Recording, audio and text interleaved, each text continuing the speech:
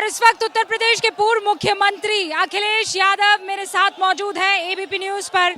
आप यहाँ देखिए हजारों की तादाद में उनके समर्थक मौजूद है। विजय रथ यात्रा जो है वो कर रहे हैं, ये 5वां चरण है। सीधा सवाल मेरा आपसे यही है, आप कह रहे हैं 403 में से 400 सीटें लाएंगे, इतना कॉन्फिडेंस कैसे? ये कॉन्फिडेंस इसलिए आया है कि जिस तरीके से भारतीय जनता पार्टी ने अपना घोषणा पत्र जनता के बीच में रखा था और जब 4.5 साल के बाद पीछे मुड़ के देखते हैं तो किसान की आय दोगुनी नहीं हुई, महंगाई बढ़ गई, बड़े पैमाने पे बेरोजगारी है, कारोबारियों का कारोबार चला गया, आज आमदनी आधी हो गई है, महंगाई दोगुनी हो गई है। इसीलिए यहाँ का जो जन समर्थन दिखाई दे रहा है, जो उत्साह इनके अंदर दिखाई दे रहा है, इससे लग रहा है कि ये सब वो लोग हैं जो भारतीय जनता पार्टी को हटाना चाहते हैं। इनके विधायक गांव में नहीं घुस पा रहे, इनके सांसद जनता ने कूट दिए, कई लोगों के ऊपर काली स्याही फेंक दी गई। तो जो मंत्री विधायक सांसद अगर गांव में नहीं घुस पा रहे हैं और जिस तरीके से 3 काले कानून में किसानों के ऊपर जीप चला दी, ये जलियांवाला बाग में कभी हुआ था कि किसान वहां पर सामने से गोली मारी थी, लेकिन इन्होंने पीछे से जीप चढ़ा दी। आज जो भारतीय जनता पार्टी के दामन पे खून के धब्बे किसानों के लगे हैं, न जाने कितना समय लगेगा भारतीय जनता पार्टी को लेकिन खून के धब्बे। लेकिन उन्होंने तो 3 कानून वापस ले लिए हैं। ऐसा कहा जा रहा है कि आप जिस पिच पर खेल रहे थे वो पिच ही उन्होंने निकाल दी है। देखिए, जो किसान के 3 कानून वापस लिए गए हैं, पहले भारतीय जनता पार्टी बताए कि उन 3 कानूनों में क्या हक में था जो 3 कानून बनाए गए थे, और अगर हक में किसानों के था तो क्या वजह है कि तीनों कानून वापस ले लिए गए। आखिरकार भारतीय जनता पार्टी को किसानों को जनता को समझाना पड़ेगा क्या हक में था जो कानून बनाए गए थे, क्या उनके लिए खुशहाली तरक्की थी जिसकी वजह से ये हटाए गए हैं। तो आखिरकार बताए तो सही कि क्या था। लेकिन वो तो कह रहे हैं विकास और हिंदुत्व ये मुद्दा है जिस पर वो इस बार चुनाव लड़ने वाले हैं, और इन दोनों मुद्दों पर वो कहते हैं आप बैकफुट पर हैं। देखिए, सवाल हिंदुत्व का नहीं है, सवाल रोजी रोटी का है, सवाल नौकरी का है, सवाल खुशहाली का है। उत्तर प्रदेश की जनता खुशहाली चाहती है, तरक्की चाहती है। आज भगवान ऐसा नहीं कि कोई पूछता नहीं है, हर घर में कहीं कैलेंडर है, कहीं पर भगवान को पूजने लगे, घर घर में मंदिर हैं, तो भगवान की कमी नहीं है। आज आस्था का सवाल नहीं है, सवाल ये है कि रोजी रोटी मिलेगी कि नहीं मिलेगी। आप उम्मीद करते हैं कि खाली पेट कैसे भजन होंगे, तो लोगों के पेट खाली हैं। कोरोना में किसी न किसी परिवार का एक सदस्य उन्होंने खोया है, किस तरीके से लाशें गंगा में बहती दिखाई दी। हमारा देश दुनिया में अपमानित हो गया। केशव प्रसाद मौर्य कह रहे हैं कि अयोध्या हो गया, काशी हो गया, अब मथुरा की बारी है। ये उस समय भगवान याद आ रहे हैं इन्हें, जिस समय इन्हें अपना काम बताना था। जो लोग काम नहीं गिना पा रहे हैं वो भगवान को याद करते हैं, और जब इंसान तकलीफ, परेशानी, दुख में होता है, संकट में होता है, तब भगवान याद आते हैं। तो ये भगवान इसलिए याद आ रहे हैं क्योंकि जनता रूपी भगवान इस बार लोकतंत्र में इन्हें हटाने जा रही है और साफ करने जा रही है। लेकिन वो आपसे पूछते हैं सवाल, अयोध्या जाएंगे कि नहीं जाएंगे? मैंने कहा कि अयोध्या जाऊंगा, भगवान श्री राम के घर पे भी मंदिर है, वहाँ के भी दर्शन करता हूँ, और जिस समय मंदिर बनकर के तैयार हो जाएगा भगवान श्री राम के मंदिर में भी जाऊंगा मैं, और साथ में दक्षिणा भी दूंगा। ये जो चंदा मांगने की व्यवस्था है ये हिंदू धर्म में नहीं थी। हमारे हिंदू धर्म में दक्षिणा दी जाती है, चंदा नहीं दिया जाता है। ये नई परंपरा की है, और वो भी चंदे में चोरी कर ली इन्होंने। इनको कितना बड़ा पाप लगेगा। जो पुण्य काम था, जो पुण्य काम के लिए जनता ने पैसा दिया था, उस चंदे में भी चोरी हो गई। काशी विश्वनाथ कॉरिडोर का जल्दी जो है प्रधानमंत्री नरेंद्र मोदी उद्घाटन करने वाले हैं। आपको लगता है ये बहुत शानदार काम हुआ है? मुझे खुशी है इस बात की कि जिस रूप में बनना चाहिए था उस रूप में नहीं बन पा रहा। और काशी विश्वनाथ कॉरिडोर भी, वो याद करें बीजेपी के लोग कि समाजवादी सरकार थी तो कैबिनेट डिसीजन उसमें लिया गया था। क्या काशी विश्वनाथ कॉरिडोर को काम करने के लिए, बढ़ाने के लिए समाजवादी सरकार में नहीं फैसला लिया था?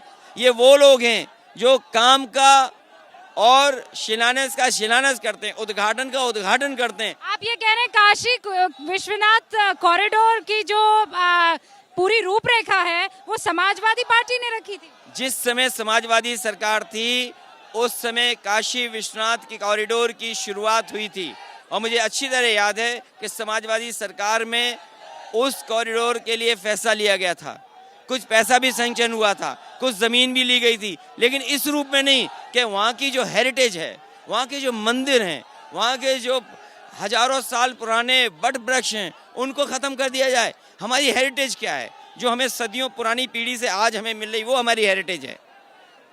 ये हेरिटेज है हमारी, उस हेरिटेज को ये सरकार खत्म कर रही है। वो ये कह रहे हैं कि चूंकि आप काम पूरे नहीं कर पाए हैं तो आप चूंकि हमने काम पूरे किए हैं आप उसका पूरा का पूरा क्रेडिट लेने की कोशिश कर।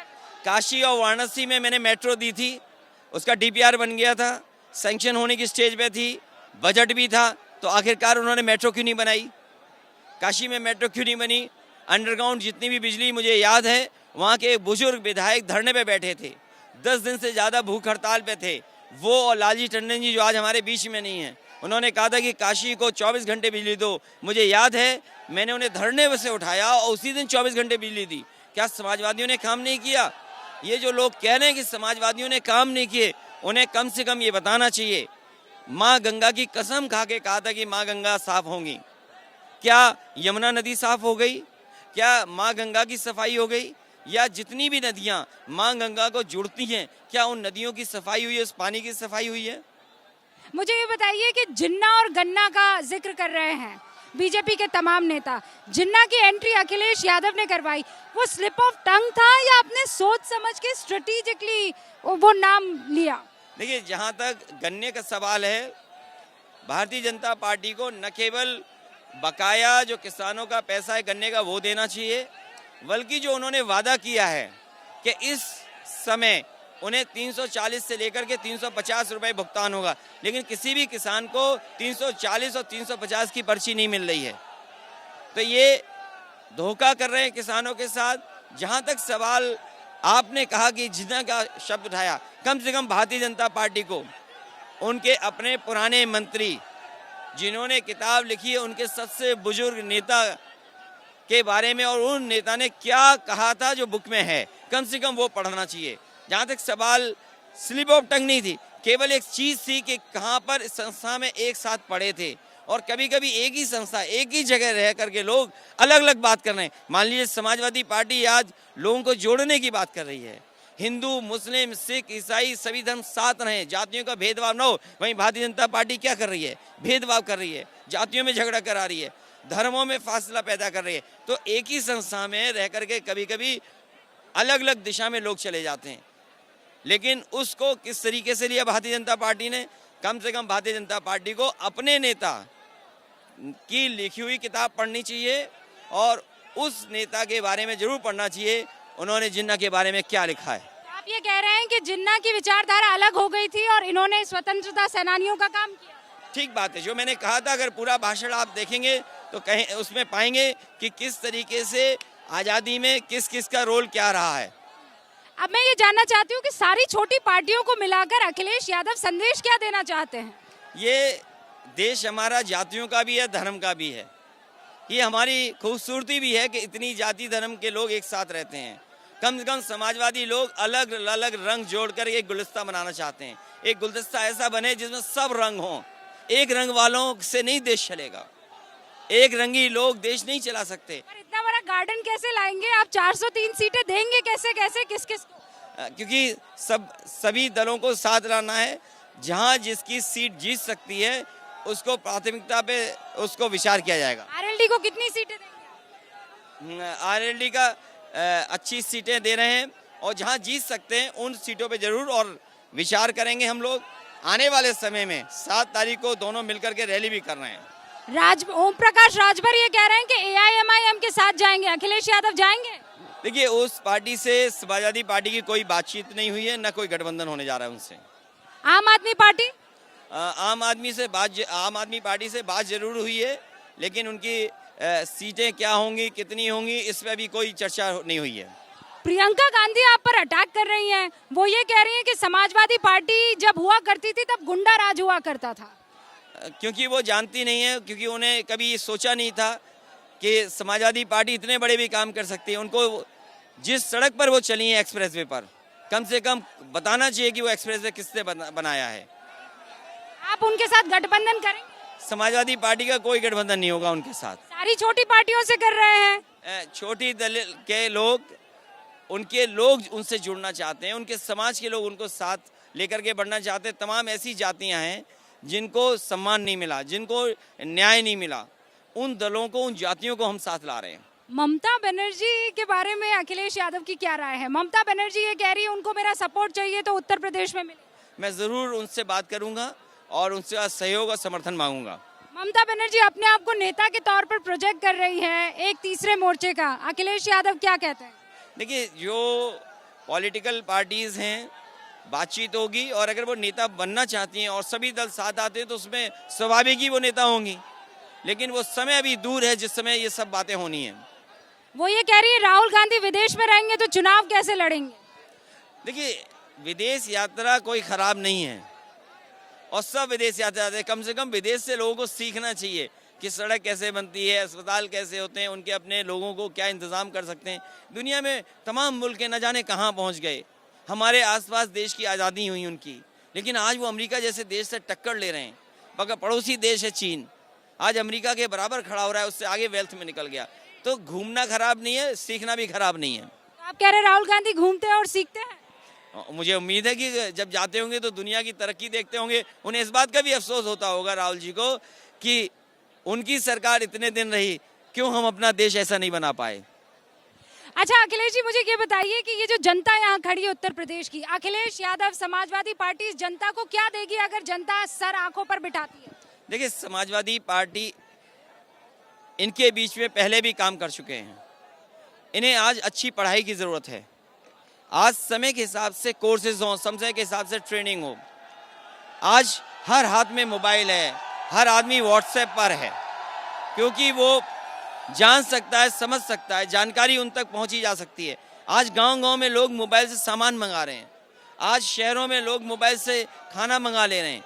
आज टेक्नोलॉजी का इस्तेमाल जीवन में, हर एक के जीवन में हो रहा है।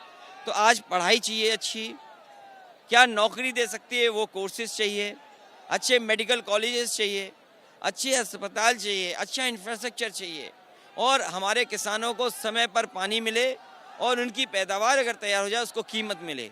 अगर ये हम कर सकेंगे तो शायद दुनिया में जो हमारे बारे में कहा जाता था, देश के बारे में, कि सोने की चिड़िया होगा, तो अगर ये सब सुविधाएं गरीब को मिल जाएं तो यकीन मैं करता हूं कि हमारा देश भी सोने की चिड़िया कहा जाएगा। लेकिन भारतीय जनता पार्टी ने जरूर सपना दिखाया था सोने की चिड़िया बनाने का, लेकिन सब सरकारी संस्थाएं बेच दी उन्होंने, सब सरकारी कामकाज को ठप कर दिया उन्होंने।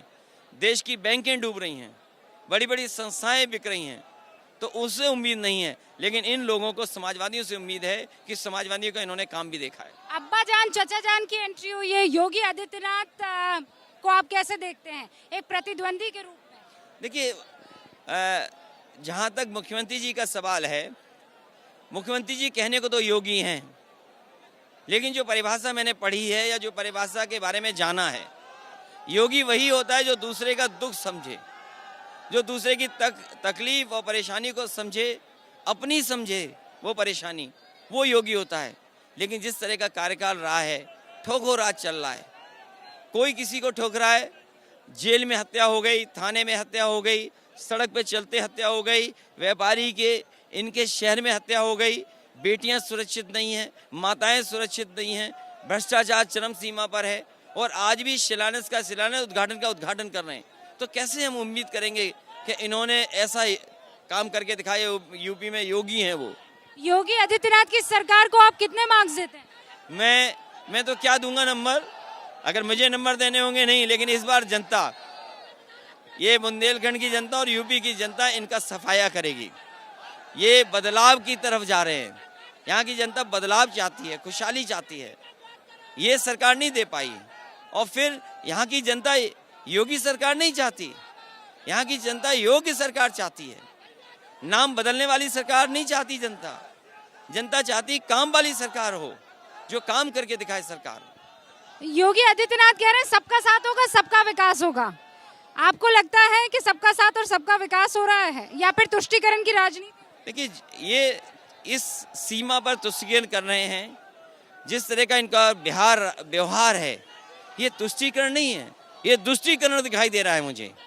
ये जो व्यवहार इनका है, दुष्टीकरण वाला व्यवहार है कि आप किसी को भी अपमानित कर सकते हैं, आप किसी पे भी झूठे मुकदमे लगा सकते हैं, आप जात के आधार पर फैसला लेंगे। इसलिए भारतीय जनता पार्टी के खिलाफ जनता खड़ी है।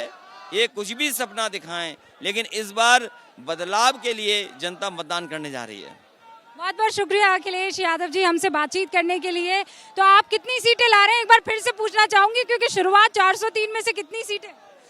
मैं उस बात को फिर दोहराता हूं कि हो सकता है जनता 400 सीटें भारतीय जनता पार्टी को हरा दे, क्योंकि जिस तरीके से जनता आज सड़कों पर है और अभी तारीख नहीं आई है, तारीख आते ही यही जनता जिसको भारतीय जनता पार्टी ने लाइन में लगाया था, नोटबंदी के समय पर, कोरोना के समय पर, दवाई के लिए, बिस्तर के लिए, इलाज के लिए और अभी खाद के लिए लग रहे हैं, यही लोग लाइन में लग करके भारतीय जनता पार्टी का सफाया करेंगे और हो सकता है 400 सीटें हरा दें।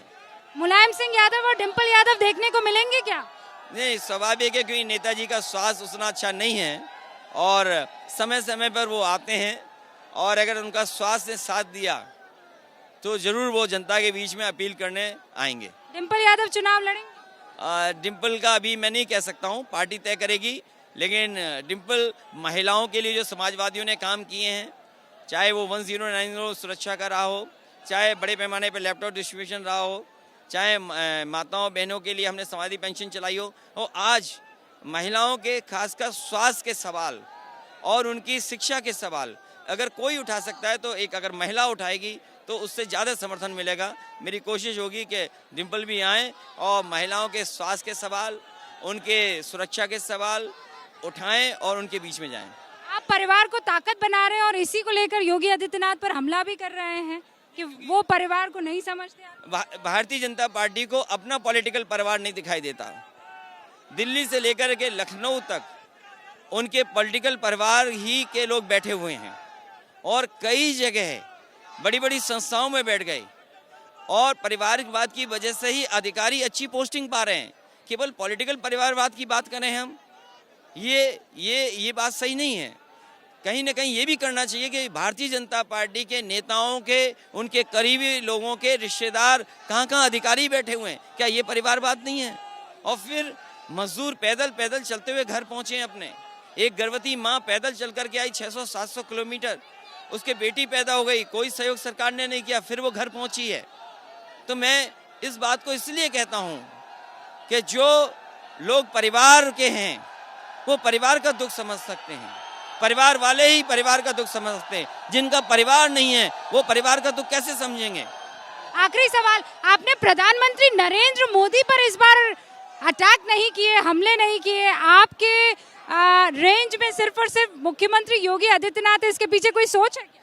नहीं, इसके पीछे कुछ भी नहीं। उत्तर प्रदेश का चुनाव है, जनता बदलाव चाहती है उत्तर प्रदेश में, और क्योंकि उन्हें जिनके बुलडोजर वालों के बुल हैं उनसे खेती बचानी है। जो उत्तर प्रदेश की सरकार है बुल और बुलडोजर से चल रही है। सोचिए, जो सरकार बुलडोजर से चलती हो, कानून से नहीं चलती हो, लोगों को मार दिया गया हो, जान ले ली गई हो, और सबसे ज़्यादा नेशनल ह्यूमन राइट कमीशन की नोटिस मिले हों, सबसे ज़्यादा यहाँ पर कस्टोडियल डेथ हुई हैं, तो कैसे मुख्यमंत्री है? सोचो, इसका जवाब है क्या दिल्ली की सरकार के पास? योगी आदित्यनाथ को पूर्व मुख्यमंत्री अखिलेश यादव क्या एबीपी न्यूज के कैमरे के जरिए मैसेज देना चाहें? मैं ये कहूँगा कि अब समय हो गया है, वो वापस जाएं, दूसरी सरकार बनने दें। उन्होंने विकास को ठप किया है, समाजवादी लोग आएंगे तो विकास की फिर रफ्तार पकड़ेगी और विकास की दिशा में उत्तर प्रदेश को लेके जाएंगे। बहुत बहुत शुक्रिया अखिलेश यादव। अखिलेश यादव इस वक्त आपको दिखाई दे रहे थे, ये पूरा हुजूम आपको दिखाई दे रहा है। अखिलेश यादव ने एबीपी न्यूज से ये कह दिया है एक बार फिर से कि इस बार समाजवादी पार्टी की सरकार आने का रास्ता पूरी तरीके से तैयार इस पार्टी ने कर लिया है। अब जरा देखते हैं जनता क्या मन बनाती है।